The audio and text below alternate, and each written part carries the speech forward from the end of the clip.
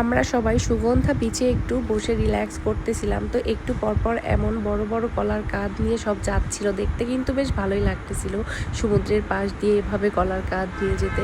তো যাই হোক, বাচ্চাদের জন্য একটু কলা কিনতে বললাম, তো বাচ্চারা খাওয়া যৎমত, বাচ্চার বাবারাই সব কলা খেয়ে শেষ করে ফেললো, একটু আমাদেরকেও দিল না।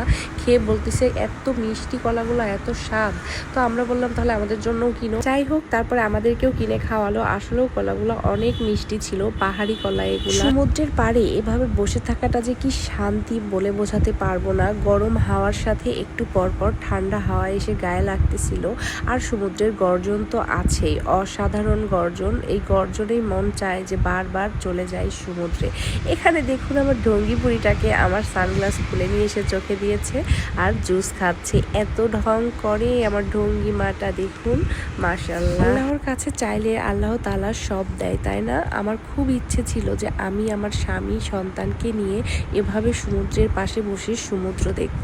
আল্লাহ তাআলা যেন আমার কথাটা রেখেছেন।